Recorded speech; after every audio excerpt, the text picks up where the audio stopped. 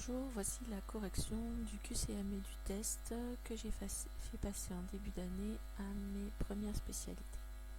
Donc pour ce qui est de la première question, il s'agit de développer et de réduire 3x moins 2 au carré. On peut reconnaître ici une identité remarquable qui est a moins b au carré, qui quand on la développe donne a carré moins 2ab b carré. On peut bien entendu ne pas utiliser cette identité remarquable, se servant que du fait que 3x moins 2 au carré, c'est 3x moins 2 que multiplie 3x moins 2. Ici, je vais utiliser l'identité remarquable. Donc 3x moins 2 au carré. En fait, ce qui joue le rôle de A, c'est 3x, et ce qui joue le rôle de B, c'est 2. Ce qui donne 3x, le tout au carré, attention de ne pas oublier les parenthèses, moins 2 fois 3x, et ce qui joue le rôle de b ici, c'est 2. Le moins se trouve ici aussi, donc la valeur de b est toujours la valeur qui est positive. Plus b au carré, c'est-à-dire 2 au carré. Ce qui nous donne 9x au carré, moins 2 fois 3x fois 2, ça fait moins 12x, plus 2 au carré, qui fait 4. Deuxième question, factoriser 49x au carré moins 64.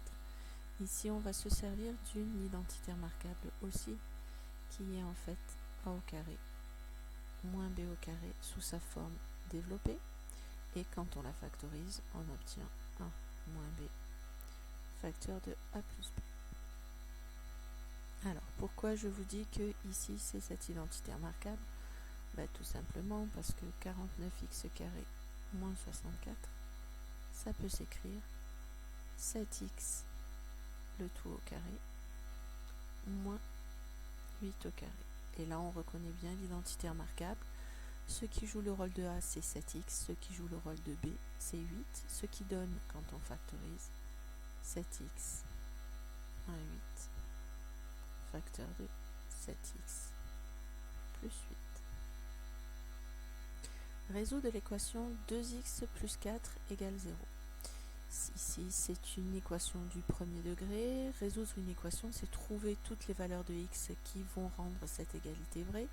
Et donc, pour résoudre cette équation, il va falloir isoler la valeur de x toute seule. Ici, nous avons 2x plus 4 égale 0. Donc, la première chose à faire, c'est se débarrasser de plus 4 en ajoutant en fait moins 4 à chacun des membres.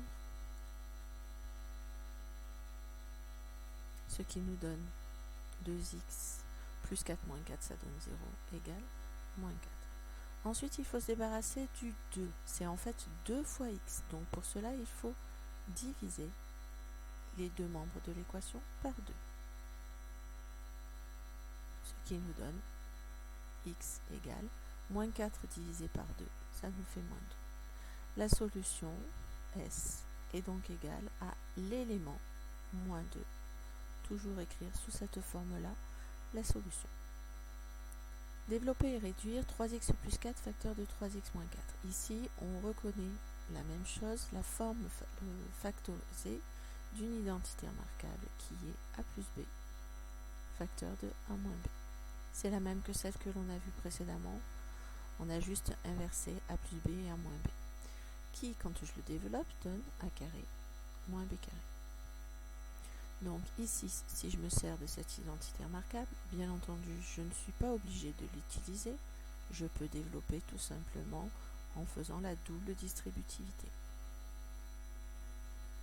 Donc si j'utilise cette identité remarquable, ce qui joue le rôle de A, c'est 3x. Donc ça nous donne 3x le tout au carré. À nouveau, il ne faut pas oublier les parenthèses. Moins la valeur de B, si c'est 4, donc moins 4 au carré, ce qui donne 9x au carré, moins 16. Question 5. Factoriser 25x au carré plus 60x plus 36. Ici, c'est À nouveau, la forme développée est une identité remarquable qui est en fait a carré plus 2ab plus b au carré, qui quand je la factorise donne a plus b, le tout au carré. Alors pourquoi je vous dis que c'est cette identité remarquable? Tout simplement parce que si je réécris 25x au carré plus 60x plus 36, je peux constater que 25x au carré, en fait, c'est 5x, le tout au carré. Ensuite, je dois avoir le double produit, donc plus 2 fois la valeur de A, ça va être 5x, fois la valeur de B, et la valeur de B, elle nous est donnée par le plus 36. 36, en fait, c'est 6 au carré. Et donc, je rajoute fois 6. Je vérifie bien que 2 fois 5x fois 6, ça fait 60x, donc je ne me suis pas trompée. Et donc, la forme factorisée, puisque A, c'est 5x, B, c'est 6, ça nous donne 5x plus 6, le tout au carré.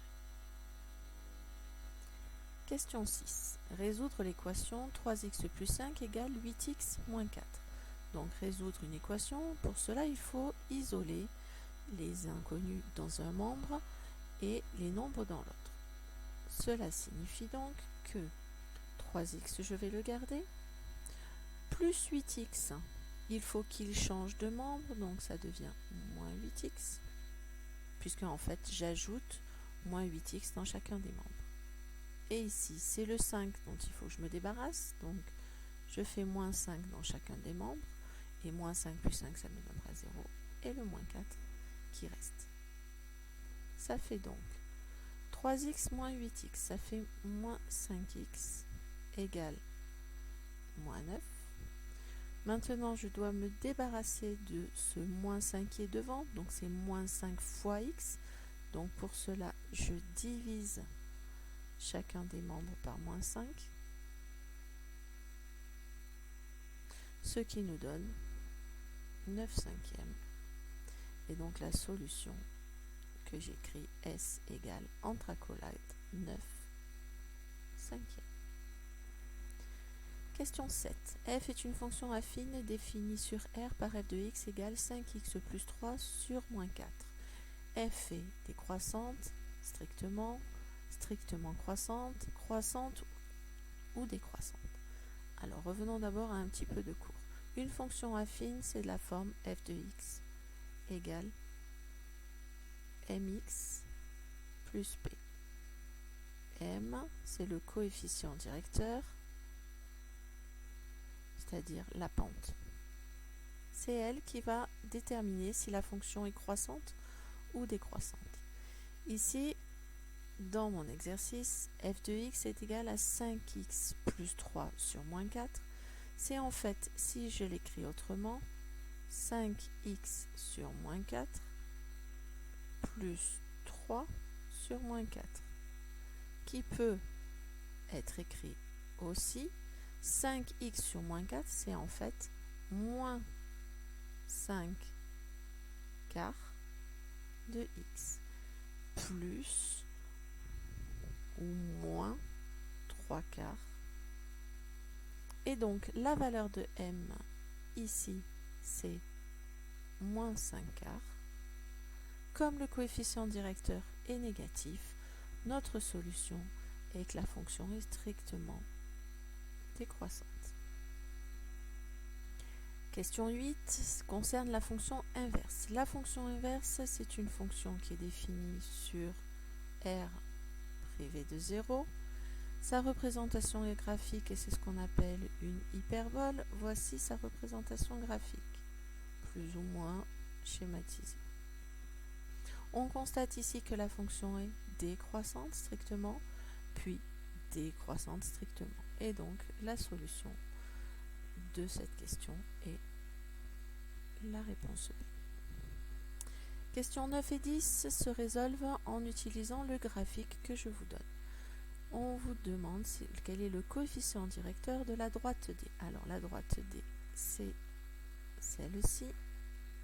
Pour lire le coefficient directeur, on regarde comment on se déplace. Par exemple, pour passer de ce point-là à celui-ci. Je me déplace de 2 en abscisse et de moins 1 en ordonnée. Et donc, le coefficient directeur, on a vu en seconde que le coefficient directeur se trouve en faisant la variation en ordonnée, delta y, sur la variation en abscisse. Ici, ça nous donne donc la variation en ordonnée moins 1, la variation en abscisse de moins 1,5. Donc la solution est là. Question 10. Quelle est l'ordonnée à l'origine de la droite des primes? L'ordonnée à l'origine, c'est l'endroit où notre droite coupe l'axe des ordonnées. Notre droite ici coupe l'axe des ordonnées en moins 1. Donc la valeur de l'ordonnée à l'origine, qui est P dans l'équation de la droite, vaut ici moins 1. Donc la solution est la A. Voici la correction de la question 11, qui n'a aucun lien avec le graphique des questions 9 et 10.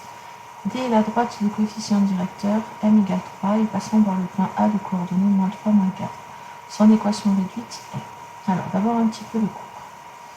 Une équation de droite, c'est la forme y égale mx plus b.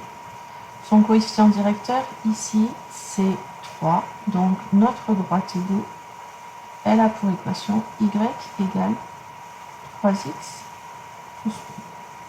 Il nous faut donc maintenant déterminer la valeur de P. Pour cela, on sait que le point A, de coordonnées xa, ya, appartient à la droite D. Pour que ce soit bon, il faut que y de A soit égal à n fois x de A plus b. Ce qui donne ici A est de coordonnées moins 3, moins 4.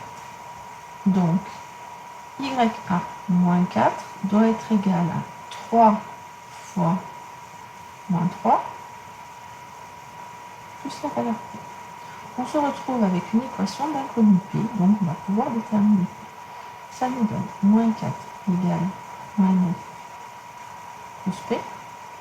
Il nous faut nous débarrasser de moins 9. En changeant de membre, cela devient moins 4 plus 9 égale P. Donc 5 égale P. Donc P égale 5. Et donc notre droite D a pour équation y égale 3x plus 5. Ce qui veut donc dire que c'est la solution C. Ici la correction de la question 12. Quel est le coefficient multiplicateur associé à une augmentation de 52%? Alors d'abord un petit peu de cours. Si T est le pourcentage, c'est-à-dire le taux d'évolution. Le taux d'évolution peut être positif ou négatif. C'est M, le coefficient multiplicateur.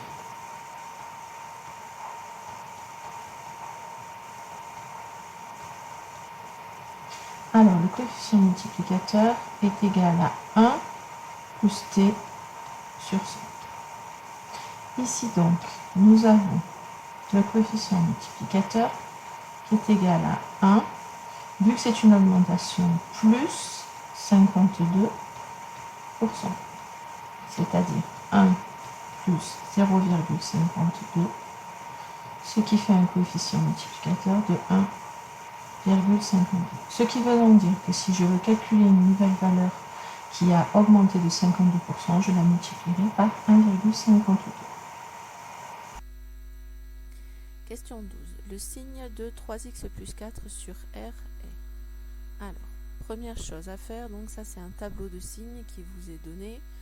comment on fait un tableau de signes? Déjà, on cherche quelle est la valeur d'annulation de notre expression. Donc 3x plus 4 va valoir 0 si et seulement si 3x est égal à moins 4 et donc si x est égal à moins 4 tiers. Donc déjà le tableau B ne peut pas fonctionner puisqu'il n'y a pas de valeur d'annulation, puisque ici sur cette ligne je n'ai pas de 0. Donc voyons entre les deux que nous avons là laquelle correspond. Alors je vais faire le schéma graphique de ma droite qui représente 3x plus 4. Donc 3x plus 4. On a vu que la valeur d'annulation c'est moins 4 tiers.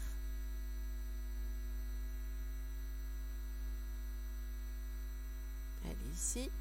Et le coefficient directeur c'est 3. Donc on obtient une droite qui est croissante et qui coupe l'axe des abscisses en moins 4 tiers, l'axe des ordonnées en 4, puisque la valeur de P c'est 4, et donc on obtient ce graphique ici. Si je fais maintenant le tableau de signes en dessous, donc ici je suis en moins l'infini, ici je suis en plus l'infini, en moins 4 tiers, ma valeur vaut 0. Et si je regarde ce qui se passe, si je suis entre moins l'infini et moins 4 tiers, c'est-à-dire si je suis ici, ma droite se trouve au-dessous de l'axe des abscisses. Donc, elle est de signe moins.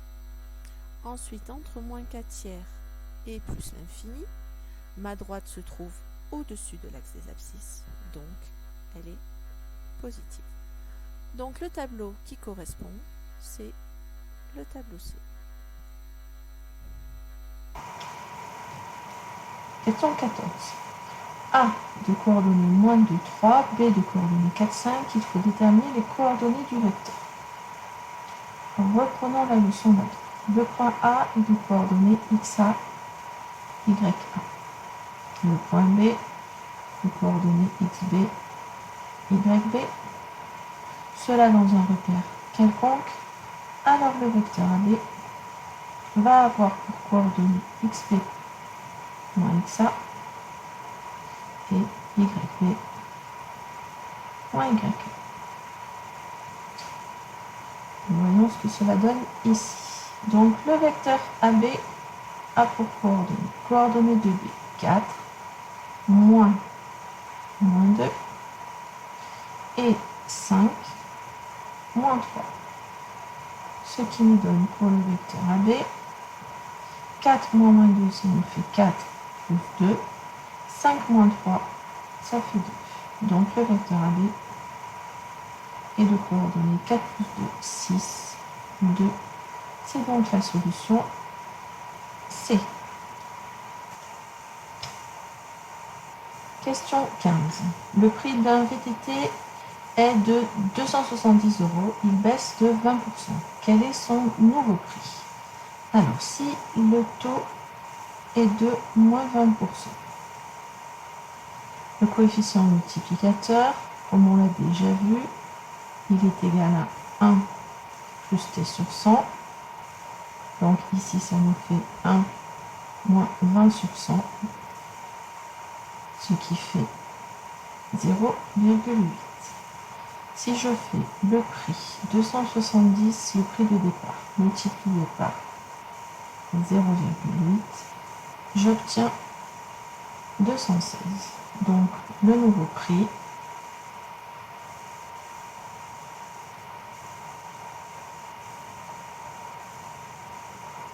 216.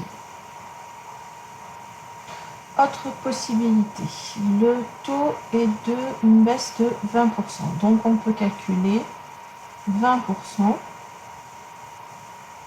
de 270. C'est-à-dire 0,2 fois 270, ce qui nous donne 54. Donc, le prix a perdu moins 54 €. Et si on fait 270 moins 54, on retombe sur les 216 € précédents.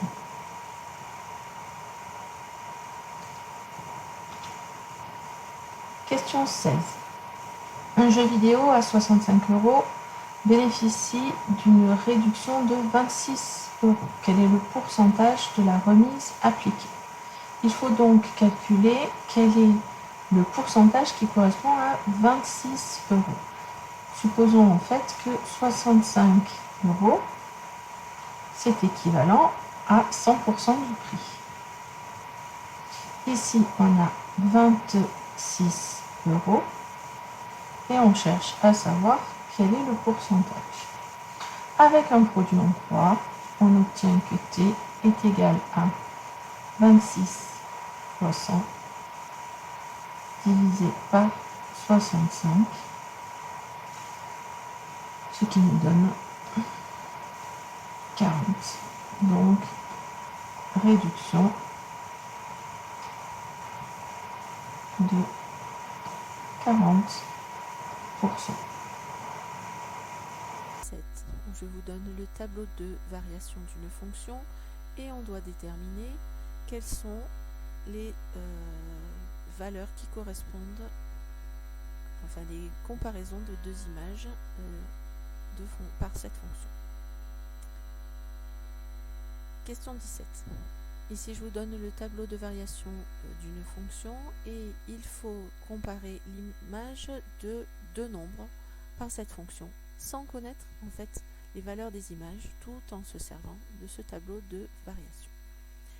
Première possibilité, f de moins 2,8 est plus petit que f de moins 2,5. Donc ici, les valeurs de x qui nous intéressent, c'est moins 2,8 et moins 2,5. Moins 2,8 et moins 2,5 sont des valeurs comprises entre moins 3 et 0. Donc si j'écris ici moins 2,8 et ici moins 2,5, leurs images, ici je vais avoir f de moins 2,8 et f de moins 2,5. On sait juste que leurs images sont comprises entre moins 5 et moins 7 et que sur cet intervalle, notre fonction est décroissante. Si elle est décroissante, ça veut dire que f de moins 2,8 est plus grand que f de moins 2,5. Donc, l'affirmation A est fausse. F de 0,3 plus grand que f de 1. Les valeurs de x sont 0,3 et 1 et elles se trouvent ici, dans cet intervalle entre 0 et 2. Donc 0,3 je le place ici, 1 je le place ici. Ici j'ai donc f de 0,3. Ici j'ai f de 1. Sur cette partie, la fonction passe de moins 7 à 3 en étant croissante. Et donc f de 0,3 est plus petit que f de 1. Donc la réponse est fausse. Voyons donc maintenant si la dernière possibilité est bonne. Donc f de 2,8 plus petit que f de 2,5. Ici, les valeurs de x sont 2,8 et 2,5. Donc 2,5 se trouve ici et 2,8 se trouve ici. Donc ici j'ai f de 2,5 et ici j'ai f de 2,8. Sur cet intervalle, notre fonction f est décroissante, elle passe de 3 à 1. Si elle est décroissante, ça veut dire que f de 2,5 est plus grand que f de 2,8. Mais si f de 2,5 est plus grand que f de 2,8, c'est équivalent à f de 2,8 plus petit que f de 2,5. Et donc, la réponse est là. Question 18.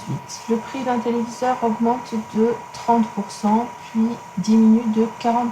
Quel est le taux d'évolution global correspondant? D'abord, donc, le premier taux, T1, est égal à plus 30%. T2 est égal à moins 40%. Le premier coefficient multiplicateur coefficient multiplicateur 1 est égal à donc 1 plus 30 sur 100, ce qui fait 1,3.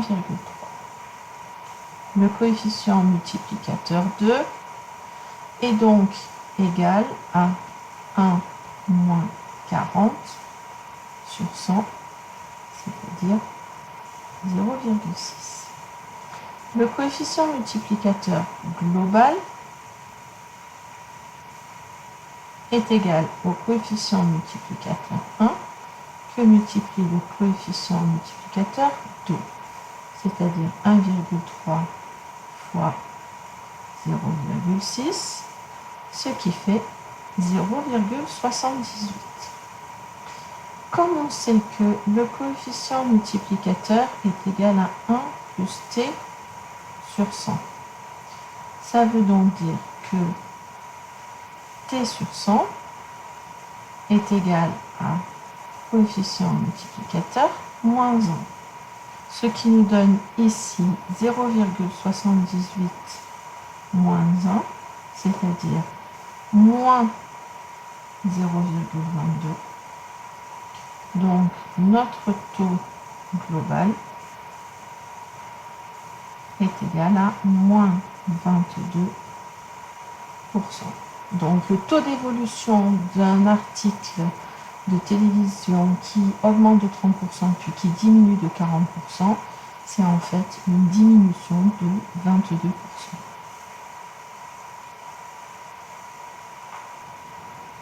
Les deux dernières questions maintenant.